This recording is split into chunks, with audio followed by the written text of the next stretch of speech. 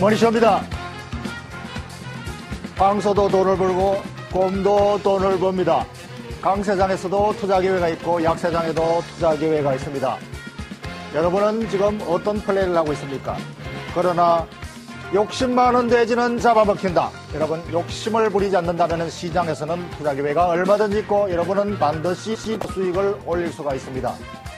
욕심 많은 돼지가 되지 말고 현명한 판단으로 시장을 이겨가시기 바랍니다.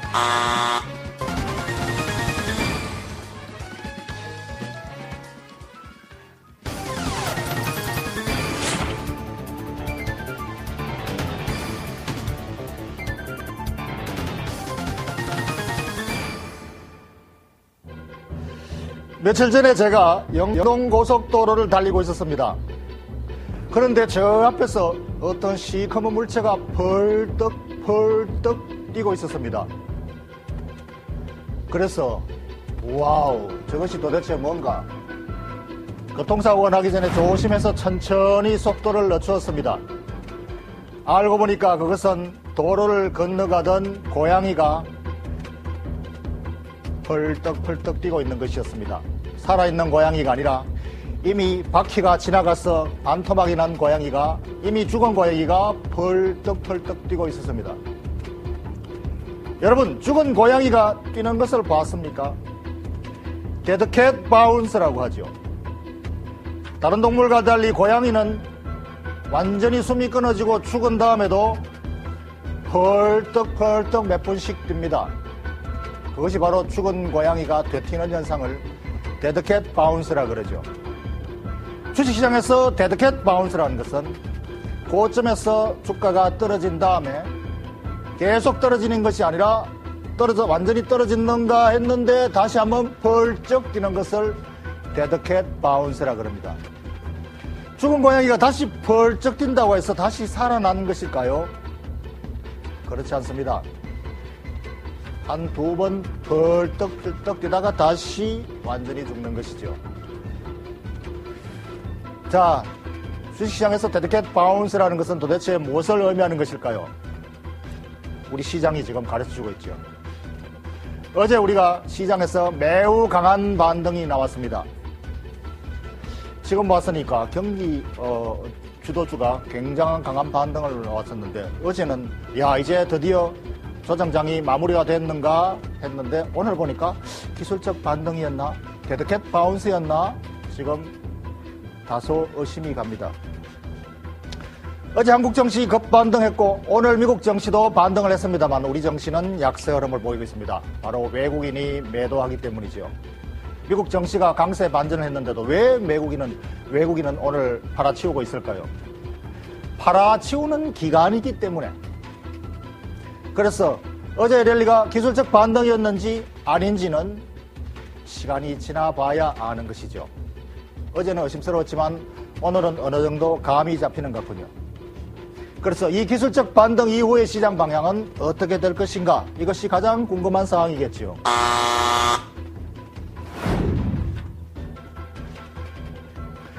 우리는 시장이 가르쳐주는 것을 잘 캐치해야 되겠습니다.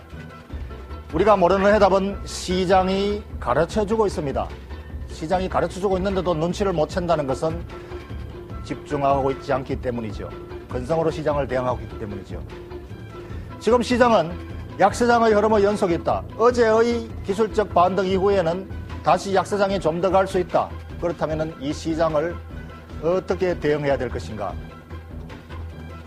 농산물 가격의 거품 해소는 식품 가격의 원가 부담을 줄여들어서 식품주가 마진이 커질 가능성이 있다 해서 식품주 랠리가 약세장에서 반짝했습니다. 그러나 농산물 가격이 다시 거품이 해소된 이후에 다시 장기적인 수요를 바탕으로 랠리를 그렇다면은 식품주는 더 이상 랠리를 이어가기가 만만치가 않을 것입니다. 그래서 식품주의 원가, 상품 시장에서의 원가, 이 빨간 선이 바로 CJ 제일제당, 그리고 노란 선이 원당, 설탕 공장의 원당이 여기에 최근에 거품 해소로 인해서 상품 시장의 거품 해소로 인해서 원가가 떨어지면서 CJ제일제당의 주가는 랠리를 약세장에서도 랠리를 꾸준히 이어왔습니다. 그런데 다시 반등을 하고 있죠. 이 원가는 장기적으로 단기적으로는 거품이 해소가 되더라도 장기적으로는 중국의 어마어마한 아시아의 어마어마한 중산층의 증가에 의해서 식품 수요가 늘어나고 강세로 갈 수밖에 없다. 이것이 장기적인 시장 전망의 수요 컨센서스입니다. 그렇다면 식품주도 더 이상 랠리를 이어가기에는 다소 부담스러워져 있는 시기가 됐습니다. 그래서 지금 좀 더 조정이 이어지더라도 경기 방어주 성격인 식품주를 가지고 시장을 방어하기에는 이미 늦었다라고 할 수 있습니다. 그래서 방어주로 시장 대응하는 시기도 지금 마땅치 않다. 그렇다면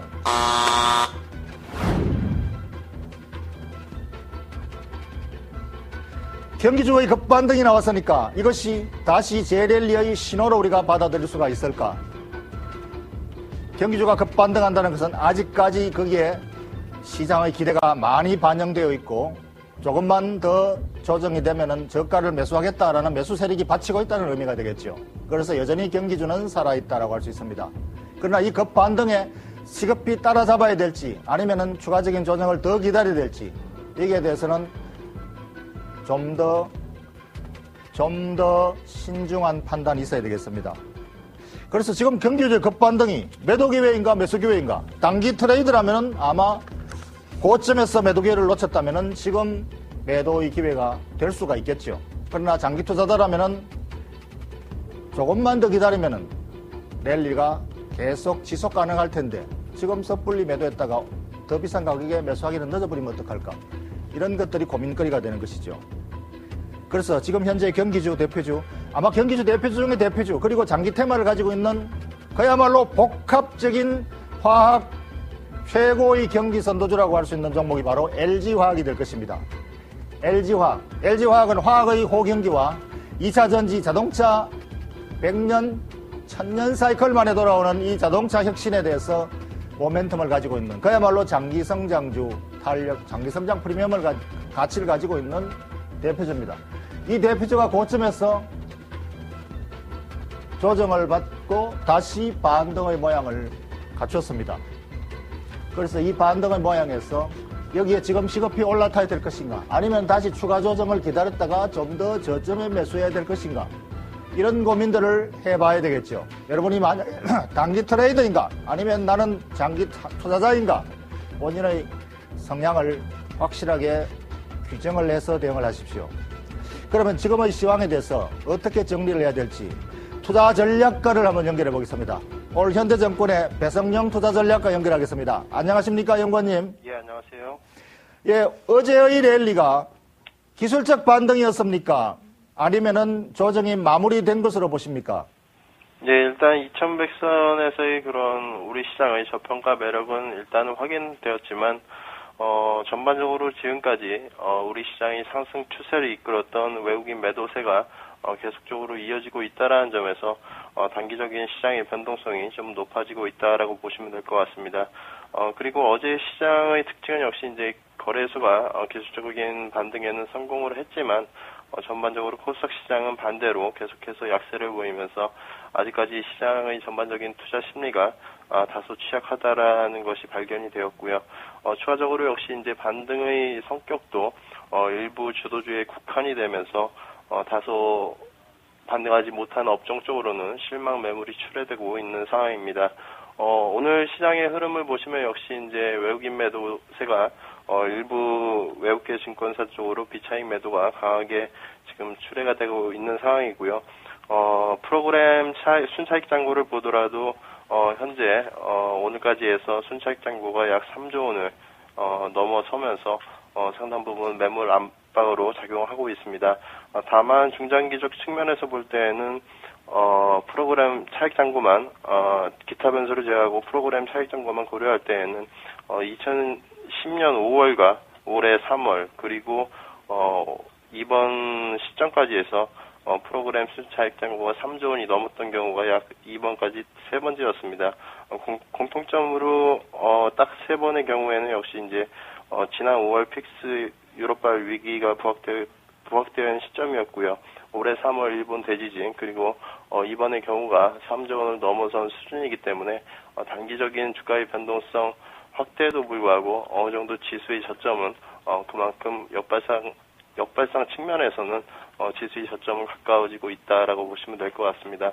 따라서 역시 금일과 같은 지수 조정을 이용해서 전반적으로 납부과대 우량주에 대한 차분한 저점 매수 전략이 좋을 것으로 보고 있습니다. 예. 이 외국인 매도가 지금 약세장의 가장 핵심 원인이 되고 있는데 장기 투자를 한다는 외국인들이 왜 장기 투자를 하지 않고 매도를 하는 것입니까? 경기는 여전히 살아있다라고 장기 전망은 매우 좋다라고 애널리스트 리포터들은 바이바이바이를 외치는데 왜 외국인은 매도를 하고 있습니까? 네, 일단 전반적으로 최근 글로벌 매크로 지표의 흐름들을 보시면 1분기 이후에 미국의 매크로 지표들이 다소 둔화되는 국면 속에 위치해 있고요. 중국 역시 계속되는 긴축 정책으로 인해서 연초에 이번 달 초에 발표된 PMI 지표가 하락세를 기록하는 등 아직까지 G2의 매크로 모멘텀이 다소 확보되지 못하고 있다는 점이 일단 우려가 되고 있고요. 역시 두 번째는 상품 시장이 변동성이 커지는 가운데 일부 단기적인 글로벌 자금들이 위험자산에서 안전자산으로 이동하는 과정에서 글로벌 증시의 변동성이 커지고 있다라고 보시면 될 것 같습니다. 다만 이러한 변동성은 역시 추세를 변화시킬 만한 변동성은 아니기 때문에 앞서 말씀드린 대로 차분하게 대형주 위주로 저가 매수, 분할 매수 전략으로 시장에 대응하시면 좋을 것 같습니다. 예, 오늘 말씀 감사합니다, 연구원님. 네, 감사합니다. 예, 현대증권 배성영 투자전략가였습니다. 장기 추세는 살아있고 경기는 살아있고 여전히 장기 전망이 좋고 애널리스트 리포터들은 바이바이바이를 외치고 있는데 외국인들은 왜 팔까요? 외국인들은 물론 장기 투자를 기본적으로 하고 있습니다. 그러나 지금 외국인이 파는 것은 파는 시기이기 때문입니다. 파는 시기가 뭐냐고요? 어닝 시즌이 종료했기 때문에 그때는 일부 차익 실현해서 포지션을 강화하는 시기입니다. 이 시기에 단기적으로 대응하는 투자자가 아니라 매매자라면 외국인의 기술적 반등 시기에 같이 동참을 해서 아마 차익 실현할 기회가 될 수도 있습니다. 외국인들은 역시 계속해서 보유만 하고 있는 것은 아닙니다. 단기적으로 포지션 관리도 하고 또 고점에서 차익 실현을 일부 해서 다시 저가에서 재매수하는 리밸런싱 전략을 구사하고 있습니다. 그렇기 때문에 우리가 시장에서 외국인이 어떻게 행동하는가 보여주는 패턴에 대한 교훈을 가지고 우리가 시장을 대응해야 되겠습니다. 지금 외국인이 우리에게 보여주는, 시장이 우리에게 보여주는 교훈은 바로 기술적 반등. 기술적 반등이 언제 파느냐고요? 여러분이 단기 트레이드라면은 기술적 반등이 나온 그 다음날, 어제 외국인들이 별로 안 팔았죠? 어제 기술적 반등이 충분히 실현되는 것을 보고 그 다음날 외국인들이 매도를 합니다. 물론 단기 차익 실현입니다. 아마 주가가 조정 이후는 다시 재매수에 들어올 것입니다. 그렇기 때문에 만약에 트레이드라면은 매도 기회가 고점에서 놓쳤다. 매도 기회, 오랫동안 나는 기다릴 그런 인내력이 없다. 그래서 나는 장기 투자자가 아니다. 나는 트레이드다. 이렇게 투자하시는 분은 오늘 차익 실현, 어제 기술적 반등, 그 다음날 차익 실현하는 외국인의 매매 패턴을 따라서 하면 됩니다. 물론 장기 투자는 그럴 필요가 없는 것이죠. 좀 더 길게 긴 추세로 본다면 오히려 단기 트레이드가 차익 실현 매물을 내놓을 때가 분할 매수로 포지션을 구축하는 시간이 됩니다. 시장이 보여주는 기회를 우리가 활용하면 되는 것입니다.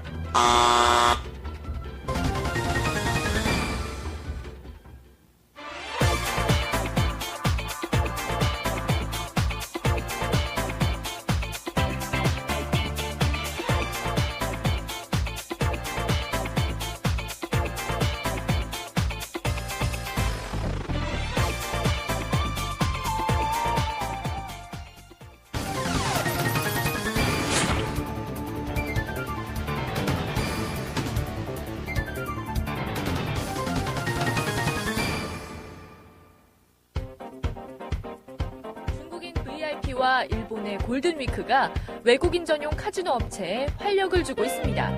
이로 인한 매출 증가가 상당하다고 하더군요. 또 평창에서 올림픽이 유치된다면 또 하나의 모멘텀이 될 수 있지 않을까 하는데 장기적인 카지노 업종의 성장성은 어떻게 보고 계십니까? 정치나 사회적인 규제가 우려되기도 하는데요. 시장의 기대만큼 주가가 상승할 수 있을까요?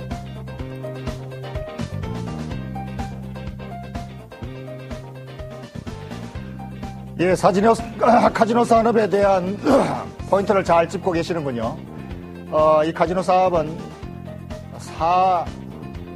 사행 산업이라고 하지만 실제로 현금 캐시플로우 산업으로서 매우 수익성이 좋은 그야말로 황금알을 낳는 사업이라고 하기 때문에 정부에서 아주 강한 통제를 받는 규제 산업이기도 합니다. 그렇기 때문에 이 정부 규제 리스크에 항상 노출되어 있다는 것은 하나의 약점이기도 하지만 시장이 기본적으로 캐시플로우를 안전하게 계속 벌어들이는 사업이라는 점에서 매우 기업 가치가 높은 회사입니다. 최근에 카지노 산업은 중국인 관광객이 넘쳐나서 호황을 맞고 있습니다. 물론 아주 초고수 도박꾼이 와서 카지노 회사에서 돈을 다 휩쓸어 간다. 아마 단순히 출입자가 많다고 해서 단순히 카지노 산업이 호황이라고 말할 수는 없겠죠. 그렇지만 전반적으로 장기적으로는 확률 게임이기 때문에 돈을 잃고 가게 되어 있습니다. 그래서 특히 큰손 중국 관광객이 많이 들어온다는 것은 돈이 넘쳐서 쓸 데가 없어서 한국 카지노에서 돈을 갖다 주겠다고 오는 사람들이 많다면 카지노 산업은 호황이라고 당연히 말할 수 있고, 이러한 흐름을 시장 현상에서 잘 파악하고 계시는 것은 정말로 좋은 포인트입니다. 지금 현재 카지노 호텔 입구에 가보면은 그 업황에 대한 흐름을 충분히 인지할 수 있습니다. 그래서 이 흐름을 주가에 반영해서 포착하는 것이 가장 현실적이고 초고수 투자자들도 그러한 방법이 가장 확실한 방법으로 많이 가르치고 있습니다. 그래서 지금 현재 카지노 산업의 업황은 지금 아주 잘 파악하고 계십니다. 다만 캐시플로우의 흐름과 주가의 밸류에이션은 꼭 체크를 해야 되겠습니다. 기업 가치 대비 너무 비싸다면은 그것도 적정한 타이밍은 아니죠. CKL의 경우에는 보면은 지금 고점 대비 충분한 기술적 조정을 거쳤고 밸류에이션이 충분히 투자 메리트가 있는 수준으로 낮추어져 있습니다. 그렇기 때문에 저는 기술적 지표나 펀더멘탈 창으로서 지금 현재 업황으로서 3박자가 다 맞아 떨어지고 있기 때문에 지금 매수하는 것은 매우 괜찮은 전략이라고 생각을 합니다. 좋은 포인트를 집으셨다고 평가하겠습니다.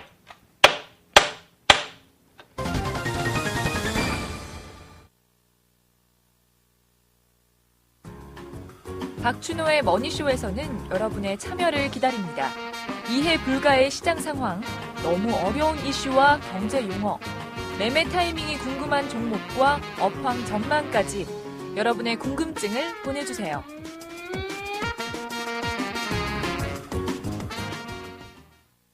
이 종목 투자자한테 참 좋은데, 진짜 좋은 종목인데 어떻게 표현할 방법이 없네.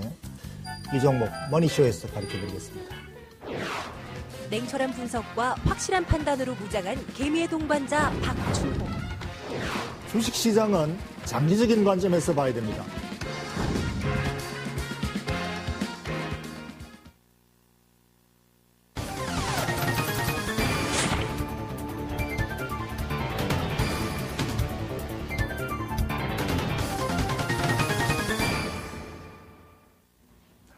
예, 오늘 라이징 스탁은 키움증권의 김도겸 팀장과 함께하겠습니다. 안녕하십니까? 네, 안녕하십니까? 어서 오십시오. 예.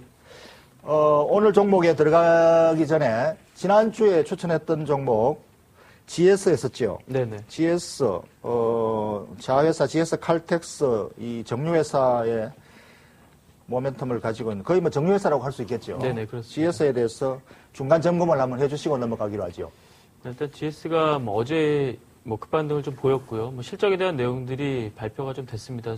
예상을 좀 뛰어넘는 뛰어난 실적을 보였는데, 그러한 내용들이 이제 최근에 유가의 급락이라든가 원자재 가격의 변동성에서 조금 그 고점 대비해서 좀 크게 밀렸던 에너지주에 대한 내용들이 좀 유효하다는 말씀 좀 드렸는데, 여전히 좀 유효하다. 물론 이제 2, 4분기 실적 자체는 1, 4분기 때 지금 리터당 100원 할인이라고 하는 그런 내용들을 지금 정유 3사가 다 가져가는데, 이러한 내용에서 영업이익률 자체가 다소 좀 조정이 좀 있을 수는 있겠습니다만 큰 틀에서의 내용은 상당히 좀 유효하다고 보고 있습니다. 21선에 대한 돌파 이후 안착 과정이 좀 중요한 구간인데 현재로서는 좀 중기적인 보유 관점이 계속해서 유효하지 않겠느냐. 다만 이제 단기적으로 보시게 된다라고 하면은 일단 이전 고점을 좀 넘어서는 뭐 이전에 그 목표가를 한 13만 원까지 말씀 좀 드렸었는데 한 11만 원 부분에서는 뭐 단기 차익 실현을 좀 할 수 있다. 이렇게 말씀 좀 드려보도록 하겠습니다.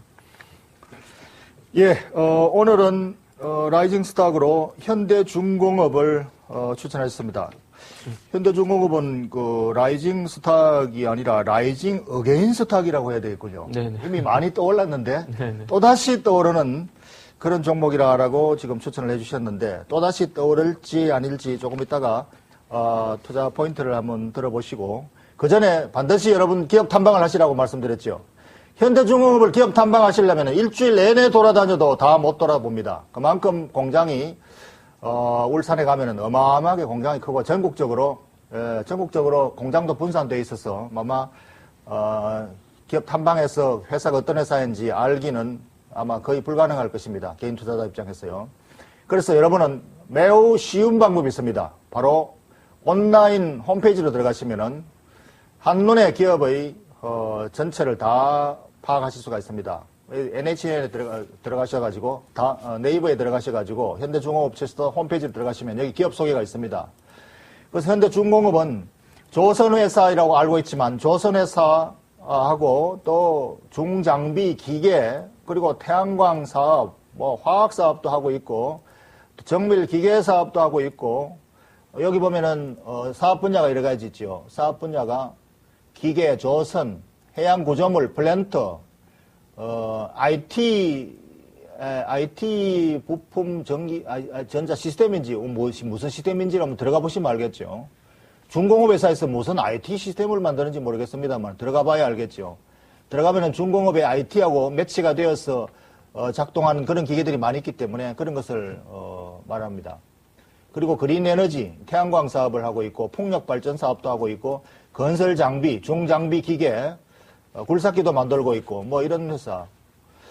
요거 구체적으로 들어가서 쭉 훑어보시고 기업 소개도 다 보시고 전체적인 윤곽을 잡으신 다음에 회사에 접근하셔야 되고 재무제표도 물론 차근차근히 살펴보셔야 됩니다.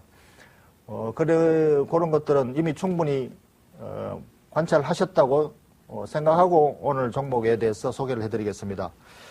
자, 오늘의 그 추천 사유에서 무슨 업황부터 진단해 봐야 되겠죠? 네네. 그렇습니다. 현대 그 중국 같은 경우에 최근에 조선 3사가 주가의 모습이 좀 다르게 나타나고 있습니다. 지금 뭐냐면은 삼성중공업과 대우조선해양이 추세 자체가 견조한 가운데 현대중공업만 좀 크게 밀린 그런 모습들을 보이고 있거든요. 그런 모습인데 일단은 일본의 원자력 관련된 사고 때문에 일단 LNG에 대한 수요 이런 것들이 이제 당연히 LNG 선에 대한 수요 쪽으로 이어지게 되는데 그러한 부분에서 전 세계에서 가장 LNG 선에 대한 경쟁력을 갖고 있는 부분이 대우조선해양, 2차적으로 삼성중공업 이렇게 좀 부각이 됐기 때문에 현대중공업은 그 사이에 좀 상대적으로 좀 소외된 부분들이 있다. 다만 이제 그 LNG 선 관련해서는 LNG 선만 발주가 이루어지는 것이 아니라 LNG를 또 채취하기 위해서 또 해양 플랜트 쪽에 대한 내용들이 진행이 되거든요. 지난 4월 8일 날 해양 플랜트 관련해서 세계 최초로 그 수주한 내용들이 있는데 현대중공업이요. 그런 내용들이 앞으로 좀 진행이 될 수 있다. 어차피 이제 고유가라고 하는 부분들은 지난주에도 GS를 설명을 드리면서 말씀 좀 드렸습니다만 수요에 대한 것들이 견조하기 때문에 유가가 단기간에 또 급락해가지고 또 계속해서 좀 그 하방적으로 진행이 되는 것은 아니다. 계속해서 점진적인 상승 추세가 경기에도 좋다라는 말씀 좀 드렸는데 일단 고유가는 계속해서 지속이 될 수가 있다. 이렇게 말씀 좀 드리면서 추가적으로 현대중공업이 삼성중공업, 대우중공업하고 좀 다른 것은 뭐냐면은 그 건설 장비라든가 그 기계 쪽이 되겠죠. 이제 이러한 부분들이 상당히 좀 견조하기 때문에 오히려 이제 그 기계 업황 자체는 상당히 좀 호황 국면을 맞고 있는 부분들 이런 부분들이 전체적으로 포트폴리오를 잘 이루고 있다. 이렇게 말씀 좀 드려볼 수 있겠습니다. 예, 조선업황이 가장 중요한 핵심 포인트가 되겠는데, 조선업황은 지금 수주가 굉장히 좋다라고, 수주가 계속 늘어나고 있다라고 여러 가지 보도로서 많이 나온 바가 있습니다. 특히 그 LNG선, 액화 천연가스, 이것이 지금 발주가 굉장히 많이 늘어나고 있다고 하는데, 삼성중공업에서는 이걸 많이 발주를 했는데, 현대중공업에서는 이것을 최근에 별로 발주를 못했다. 그런데 이 액화 천연가스선이야말로 굉장히 고기술력을 요하고, 액화천연가스는 잘못하면 폭발할 위험이 있기 때문에 네네. 운송하는데 굉장히 그 선에 대한 기술 발달돼 있어야 되고 다른 컨테이너선하고보다도 훨씬 더 단가도 비싸고 굉장히 그 중요한 선이기 때문에 특히 이 선은 그 수주를 많이 하면은 굉장히 수익에도 좋은 영향을 미친다고 하는데 현대중공업이 이걸 못 받고 삼성중공업이 다 받았다는 것은 기술이 삼성중공업보다 경쟁력이 더 밀리는 그러니까 조선 기술이 좀 못한 것 때문인가요?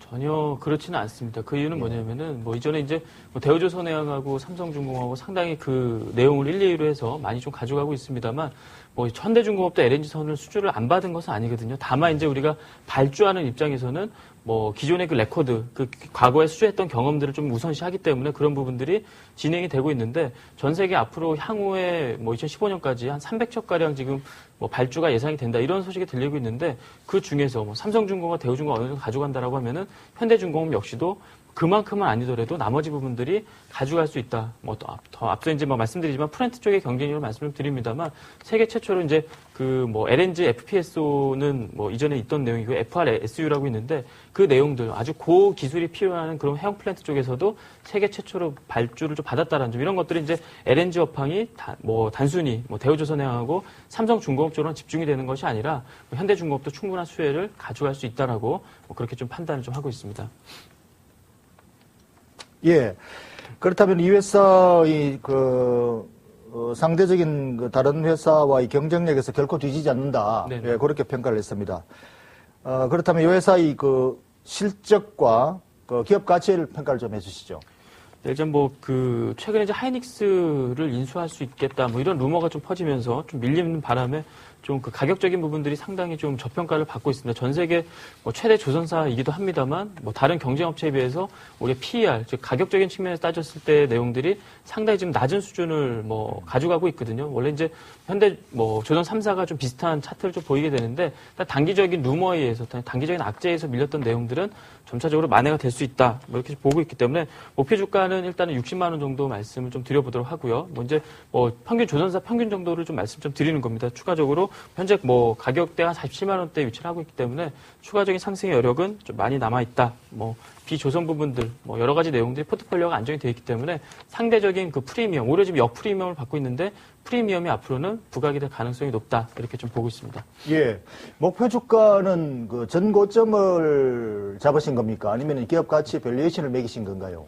일단은 전고점 돌파 위에 추가적인 상승을 좀 보는 것이고요. 앞서 말씀드린 대로 조선업종의 평균적인 PER을 좀 감안했을 때 지금 EPS를 따져가지고 뭐 감안해서 좀 반영을 한다라고 하면 60만 원 부분까지 좀 볼 수 있다. 이렇게 좀 말씀 좀 드리겠습니다.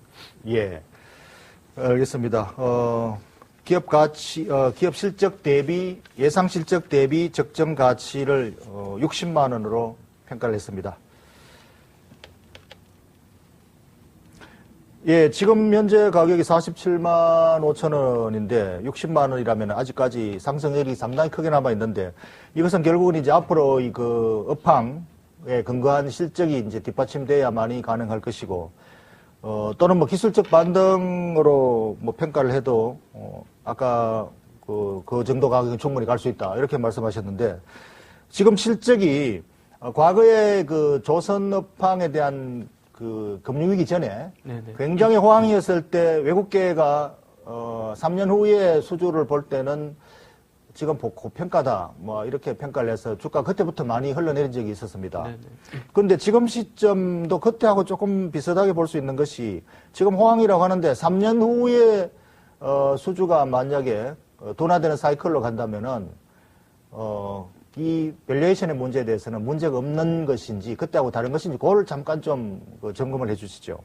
그때하고 뭐 다를 수는 없겠죠. 당연히 수주에 대한 내용들이 추가적으로 발주가 되지 않는다라고 하면 수주 산업이기 때문에 상당히 좀 어려워질 수밖에 없습니다. 근데 제가 항상 방송을 나와서도 언급을 좀 드립니다만 조선 빅3에 대해서만 언급을 좀 드리거든요. 그 이유는 뭐냐면은 다른 뭐 해외 경쟁업체들이 갖고 있지 못한 경쟁력을 가지고 있다. 이런 부분에서 좀 특화가 되어 있기 때문에 아직까지는 좀 시간적인 여유가 남아있지 않느냐. 뭐 그렇게 보고 있습니다. 왜냐하면 지금 현재로서는 뭐 저가 수주죠. 뭐 컨테이너선이라든가 벌크선이라든가 이런 부분들은 뭐 중국이 자국내 업체 쪽으로 계속해서 좀 물량들을 넘겨주고 있고 일본 뭐 다른 업체들도 뭐 충분히 만들 수 있는 구간이기 때문에 그러한 부분에서 특화된 경쟁력을 따라오기 위해서는 사실은 상대 국가들의 내용들이 아직도 좀 진행 중이다. 그리고 이제 앞서 말씀드린 대로 고유가에 대한 내용들이 지속이 되게 되면은 자원 개발에 대한 내용들, 플랜트에 대한 내용들 이런 것들이 한동안 또 추가적으로 진행이 될 수 있다. 이렇게 좀 말씀 좀 드릴 수 있겠습니다. 예. 현대중공업은 사업이 상당히 다각화되어서 굉장히 준 돈에 대한 리스크에도 상당히 안정적이다. 이런 강점을 가지고 있는 것으로 알고 있습니다. 하나 더, 아까 언급하신 거, 하이닉스 인수 루머로 인해서 단기적으로 주가가 급락을 했을 적이 있었는데, 이 하이닉스 인수는 완전히 이제 건너간 겁니까? 아니면 아직까지 리스크 요인으로 잠복해 있는 겁니까? 글쎄 지금 하이닉스에 대해서 말들이 참 많습니다. 왜냐하면 하이닉스를 누군가는 인수를 해야 될 것 같긴 한데 현금은 들고 있는 쪽이 없거든요. 따져보니까 몇 군데가 없기 때문에 하이닉스 인수에 대한 루머는 계속 나타나고 있습니다만 전혀 업황적인 내용들, 그러니까 갖고 있는 업종 자체가 다르기 때문에 거기서 발생하는 시너지 효과라든가 연관관계가 하나도 없는 구간에서 나온 내용이기 때문에 이러한 내용 때문에 밀렸다라고 하면은 오히려 지금이 단기로 봐도 그렇고요, 중기적으로 봐도 그렇고 오히려 기회가 될 수 있지 않느냐, 저가 매수에 그렇게 좀 판단을 좀 하고 있습니다. 예, 알겠습니다. 최종 결론을 내주시죠. 네, 모처럼 맞은 기회를 활용하자라는 말씀을 좀 드리고 싶습니다. 즉, 기존의 조선주에 대해서, 특히 현대중공업에 대해서 접근을 못하셨던 분들은 최근에 여타 다른 대우나 삼성하고의 내용이 사실 좀 괴리차를 좀 벌리고 있다.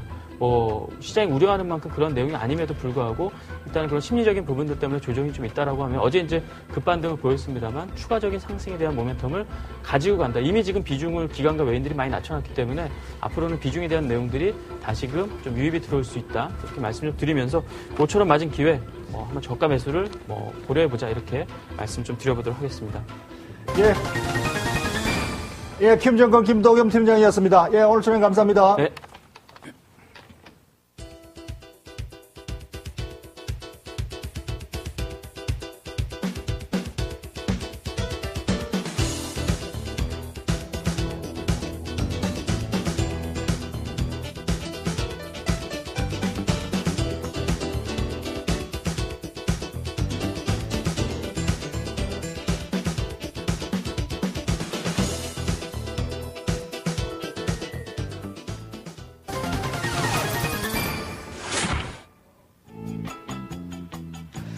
마지막으로 투자 포인트 다시 정리하겠습니다. 어제의 랠리가 기술적 반등이었다면 이 기술적 반등 이후의 시장 방향은 어디로 갈 것인가 고민이 많으실 겁니다. 여러분이 트레이더이냐 투자자이냐에 따라서 고민이 달라지게 됩니다. 장기 투자자라고 하는 외국인 펀드 매니저는 왜 장기 추세가 살아있음에도 불구하고 파는 것일까요? 파는 기간이기 때문에 파는 것이죠. 장기 펀드 매니저라고 해서 언제나 주식을 들고 있지는 않습니다. 이발란식을 하는 것이죠. 그래서 이러한 기술적 반등을 여러분이 만약에 끈기가 없고 인내력이 없어서 나는 장기 투자에 관심이 없다, 단기 트레이드일 뿐이라고 하실다면 이러한 기술적 반등 시에 매도의 기회가 될 수가 있습니다.